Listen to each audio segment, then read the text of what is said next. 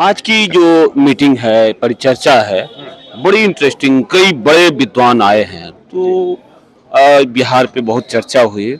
तो क्या लग रहा है कि जो है वहाँ तो ऐसे भी लीडर हुए हैं जिनको मीडिया ने, इंटरनेशनल मीडिया ने भी शायद, जहाँ तक मैं जानता हूँ, विकास पुरुष घोषित कर दिया। अच्छा। और तब भी नीचे ही नीचे विकास, और आप लोगों को चर्चा करना पड़ रहा है।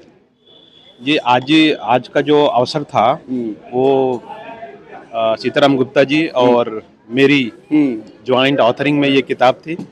और ये किताब जो है डेवलपमेंट, जो लीडर हैं, जो प्रैक्टिशनर्स हैं या ग्राउंड में काम करते हैं, उनका क्या विचार होना चाहिए जब भारत 100 वर्ष पूरा करने की दिशा में आगे बढ़ रहा है और विकसित भारत बनाना है। विकसित भारत बनाना है। तो किसी भी राष्ट्र के यात्रा के लिए, विकास की यात्रा के लिए 100 वर्ष बहुत बड़ा समय होता है। और देखिए, ये जब तक इस पर बार बार चिंतन नहीं करेंगे, ये चिंतन तो बहुत अच्छा किया, मुझे बहुत अच्छा लगा है, जो बीइंग बिहारी बहुत अच्छा लगा। तो इसमें बार बार चिंतन होगा ना, तभी हम जो कमजोरियां हैं उसको बार बार समझ सकते हैं कि यार यहाँ पर गलती हो रही है, यहाँ कमी हो रही है, यहाँ सुधार की जरूरत है। चीज तो आप लोगों ने बड़ी अच्छी बात कही कि यूपी और बिहार जैसा स्टेट जब डेवलप नहीं करेगा तो सवाल ही नहीं है कि भारत जो है विकसित हो। पर अधिक जनसंख्या जो है वहाँ पर प्रतिनिधित्व है, तो यहाँ पर विशेष रूप से इनकम पर जो आय है वो बहुत असमान तो इनकम कैसे होगा? सेंटर से मांगते रहो, जबकि आपके पास रिच लैंड है, पूरा का पूरा बिहार जो है उर्वर भूमि है, इतनी नदियां, इतनी पानी है। पॉलिसी का, आपके पार्लियामेंट का, आपके पॉलिटिकल लीडरशिप की बहुत बड़ी भूमिका होती है।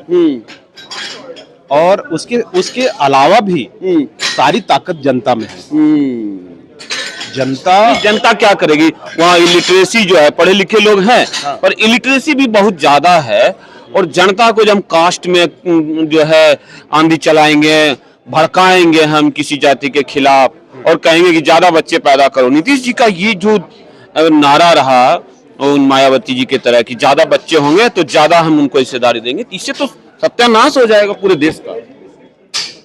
देखिए, कई तरह की विचारधारा है। मुख्य विचारधारा क्या है कि जो है सबको आगे बढ़ने का अवसर मिले, और उसके लिए सबसे ज्यादा जरूरी है इनकम। यदि भाई आज हर चीज खरीद करने से मिलती है ना, तो यदि व्यक्ति जो है इनकम जनरेशन नहीं होगा उसके जेब में किसी भी, तो वो कैसे चीजों को अफोर्ड कर पाएगा, खरीद कर पाएगा। सही बात। जब कहते हैं आप बार बार लालू जी ने फैक्ट्री बंद करा दी, तो अरे आपको 20 साल मिला, आपने कितनी फैक्ट्रियां खुलवा दी? जी जी, बिल्कुल सवाल तो उठता है ना। बिल्कुल। और ये जो सवाल आज जिस विषय पर चर्चा हुई कि शिक्षा जो है सवाल करने का एक बहुत बड़ा जरिया है कि आप जब आस्क करेंगे, उसकी ज्यादा इम्पोर्टेंट ये है कि आप क्या योगदान कर रहे हैं देश के विकास में, दूसरों को बोलने से ज्यादा कि आप क्या कर रहे हैं। हम क्या कर रहे हैं। आज जो है हमारे वक्ताओं ने कहा कि इंडिविजुअल सोशल ऑब्लिगेशन, यानी कि मैं क्या करूंगा। मान लीजिए मेरे पास कुछ पैसे बचे हुए हैं, तो क्या मैं उसको कपड़े में खरीद लूं, गाड़ी खरीद लूं, कार खरीद लूं? यही हमारी सोशल रिस्पॉन्सिबिलिटी। बहुत अच्छा लग रहा है। अंतिम सवाल है, सुधाकर जी भी बोले, सांसद साहब बक्सर के, कि जो है सेंटर से मिलना चाहिए, पर ये नहीं बोले कि वहां इतना पानी है कि उस पानी को बोतल बंद करके हम अरब कंट्रीज को जो है प्यास बुझा सकते हैं। राजस्थान, गुजरात तो खैर दूर की बात है, तो उस पानी के ऊपर कुछ बोलती नहीं है। देखिए, पानी जो है हमारे सभी तरह के प्रगति का आधार है, जिसको बिहार ने, भगवान ने खूब दिया बिहार को। सिर्फ आदमी के लिए नहीं बल्कि जीव जंतु, बायोडायवर्सिटी के लिए वो आवश्यक है। तो पानी के लिए हमें जो कुछ भी करने का उद्यम करना चाहिए, खासकर जल स्रोतों को बचाना, नदी नालों को बचाना, और नए नए तालाब के द्वारा उसको भूमिगत जो है उसको जल की को समृद्ध करना। तो पानी, यदि बिहार में पानी है तो समझो कि वो प्रकृति के नजर में बहुत संपन्न राज्य है। धरती की नजर में दिल को छू लेने वाली बात कही आपने। देखिए, मेरा व्यक्तिगत विचार यह है कि एक होता है आज कोई भी संकट आएगा तो सिर्फ बिहार बचा रहेगा। क्यों? उसने अपनी प्रकृति को नहीं छेड़ा, अपने पानी को नहीं छेड़ा है।